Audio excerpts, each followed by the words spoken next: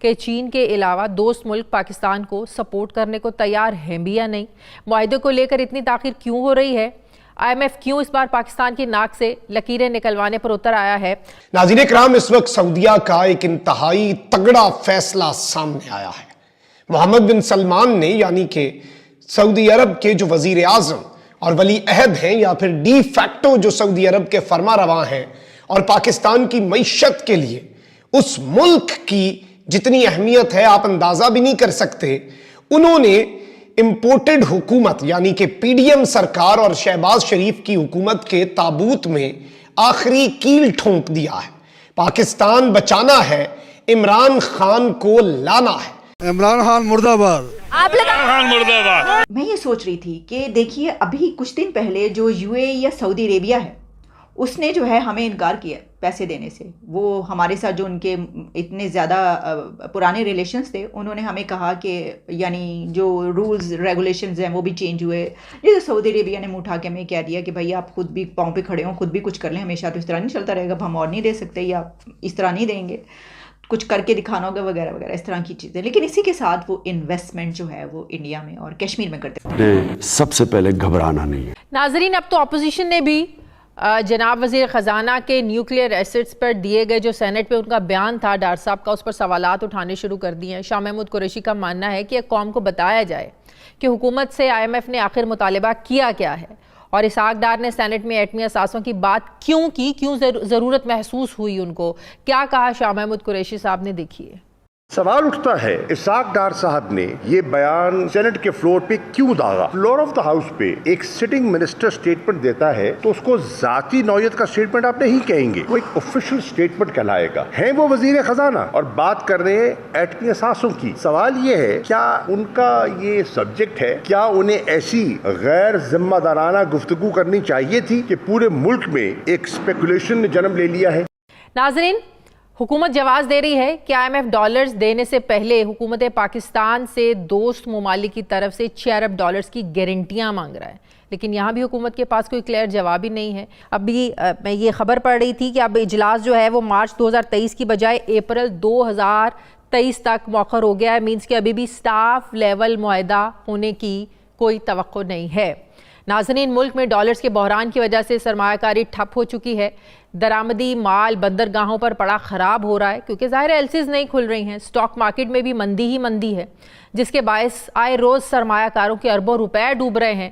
لیکن یہاں بھی حکومت کے پاس کوئی جواب نہیں ہے کہ ملک میں چلتے کاروبار اور فیکٹریز کیوں بند ہو رہی ہیں، نوجوانوں کو کیوں ملک میں اپنا مستقبل تاریک نظر آ رہا ہے، اور ہر کوئی سوچ رہا ہے کہ باہر بیرون ملک جایا جائے، جس کی وجہ سے مسلسل ملک سے برین ڈرین ہو رہا ہے۔ ملک سے بھاگنے کے چکر میں عوام سمندر میں اپنی جانیں دے رہے ہیں۔ ایسا تاثر کیوں مل رہا ہے کہ حکومت کا فوکس عوام ہے نہ معیشت، بس اپنا الو سیدھا کرنا ہے۔ یہاں بھی حکومت کے پاس کوئی جواب نہیں ہے کہ معیشت کو آپ ٹھیک کرنے آئے تھے یا مزید بگاڑنے۔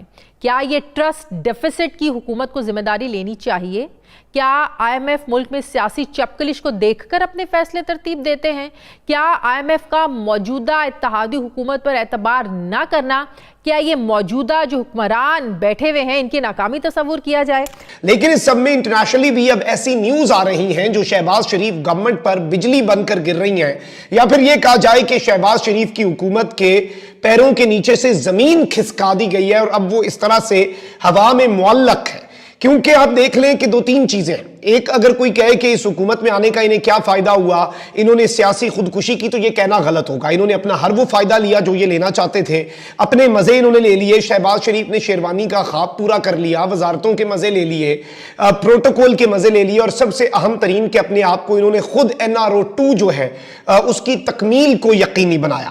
ملک کا بے شک بیڑا غرق ہو جائے وہ ایک الگ چیز ہے، اور جب شہباز شریف صاحب آئے تھے ایک ایسا نیریٹو بنا دیا گیا تھا، ایک تو اسحاق ڈار کے ٹائم پہ کہ یاد تو آتی ہوگی، دل جلاتی ہوگی، اور بڑے بڑے فنے خان صافی کہتے تھے اسحاق ڈار سے معافی مانگیں، اسے واپس لائیں، اسے ملک کی معیشت جو ہے اس کی چابی پکڑا دیں، پھر دیکھیں وہ کیا کرتا ہے۔ دیکھا ہم نے کیا وہ کرتا ہے، اور اس وقت ملک کے ساتھ جو اس نے بیڑا غرق کیا۔ لیکن چلیں، شہباز شریف بھی جب وزیر اعظم بنے، بھاگتے بھاگتے یہ سعودی عرب کا انہوں نے دورہ کیا، UAE کا دورہ کیا، ٹرکی کا دورہ کیا، اور اس طرح کا نیریٹو نریٹو بنایا گیا جیسے پتہ نہیں یہ اپنے ننیال جا رہے ہیں اور وہاں سے پتہ نہیں کیسا پیکج لے کے آئیں گے. اس وقت شہباز شریف نے اپنے من پسند میڈیا آؤٹ لیٹس کے ذریعے خبر بھی چلوا دی کہ $8 بلین کا ایک پیکج بھی سعودی عرب ہمیں دے رہا ہے. کدھر گیا وہ پیکج, کہاں گیا وہ پیکج؟ چائنا جو ہے وہ بھی آپ کو جس طرح سے اب جا کے اینڈ پہ آپ کی مدد کر رہا ہے وہ بھی ہم سب کے سامنے ہے. تو یہ ساری چیزیں اگر آپ ایکویشن میں ڈالیں, چائنا نے میکسیمم ان کے ساتھ جو سعودی عرب نے میکسیمم جو انہیں فیور دیا نا وہ ناظرین کرام یہ دیے. انہوں نے کہا ہے کہ جو ہم نے عمران خان کے دور میں پیسے دیے تھے چلو ہم وہ واپس نہیں مانگتے, ہم اسے آگے کر دیتے ہیں. ایکسٹرا انہیں کچھ نہیں ملا, کیونکہ ظاہری بات ہے جس حکومت کے پیچھے اس کی عوام نہیں نہ ہوتی, جو ایک انتہائی کمزور حکومت ہوتی ہے, اس کی وہی بات ہے نا, جس کی گھر میں عزت نہیں اس کی باہر کوئی کون عزت کرے گا. باہر والا بندہ تو کہے گا کہ بھائی تمہاری گھر میں جب عزت نہیں ہے تو باہر تمہاری کیوں عزت ہم کریں. اور اس سب کے اندر ظاہری بات ہے chief of the army staff نئے جو ہیں وہ بھی سعودی عرب گئے. پاکستان کے آرمی چیف بھی جنرل آصم منیر صاحب جو ہیں انہوں نے پوری کوشش کی کہ پاکستان کے لیے کوئی بیل آؤٹ پیکج مل جائے. وہ بھی ایم بی ایس کو کسی بھی طریقے سے کنونس نہیں کر پائے. جو ہم تو امید کر رہے تھے کہ سٹاف لیول جو ایگریمنٹ ہے یہ ہو جائے گا, لیکن جب میں نے آج یہ پڑھا کہ سٹاف لیول ایگریمنٹ 3.25 مہینوں بعد نہیں, اب مزید بھی اپریل تک یہ معاملہ چلا گیا ہے. جو مارچ میں بات چیت ہونی تھی اپریل تک مؤخر کر دی گئی ہے, تو یہ معاملات کیسے چلیں گے؟ دوسرا میں یہ بھی پڑھ رہی تھی کہ سعودی عرب نے بھی جو یہ ڈیسیژن لیا ہے کہ اب ایزی بیل آؤٹس پر پاکستان کو پیسے نہیں ملیں گے.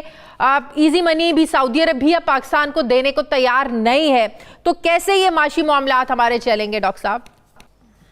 بسم اللہ الرحمن الرحیم. آپ نے ماشاءاللہ بہت مناسب انٹروڈکشن دیا ہے.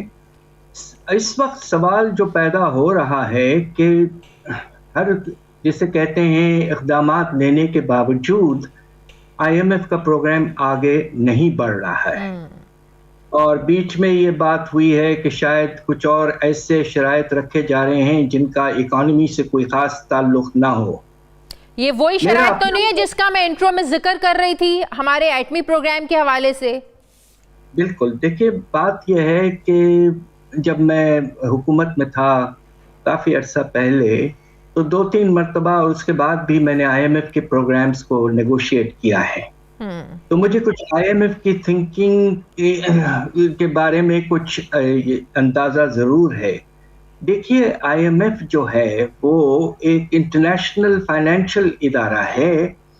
وہ ایکسپلسٹلی واضح طور پر کبھی نان اکنامک ایشو کو نہیں چھیڑے گا. مگر ہوتا یہ ہے کہ جو ممبران ہیں ایگزیکٹو بورڈ کے آئی ایم ایف کے, جس میں ایک بہت نمایاں ممبر ہے جس کے پاس 17% شیئر ہے بورڈ کے شیئرز میں, وہ شاید پیچھے سے کوئی پریشر ڈالے گا اور یا ڈال رہا ہو سکتا ہے. اس کے نتیجے میں آئی ایم ایف کا ایٹیٹیوڈ جو ہے وہ سخت سے سخت ہو سکتا ہے. میرا خیال یہ کہ واضح طور پر جو چیز میں سمجھتا ہوں ابھی جو پوزیشن ہے وہ یہ ہے کہ آئی ایم ایف کو اس بات کی بہت پریشانی ہو رہی ہے کہ پاکستان اس حد تک قریب آ چکا ہے دیوالیے کے کہ اگر اگلے 3-4 مہینے میں باہر سے ہمارے دوست ممالک اور ملٹی لیٹرل ایجنسیز وغیرہ سے اگر مناسب پیسے نہیں آتے ہیں تو آئی ایم ایف کی چھتری کے دوران ہی ایک ملک دیوالیہ ہو سکتا ہے.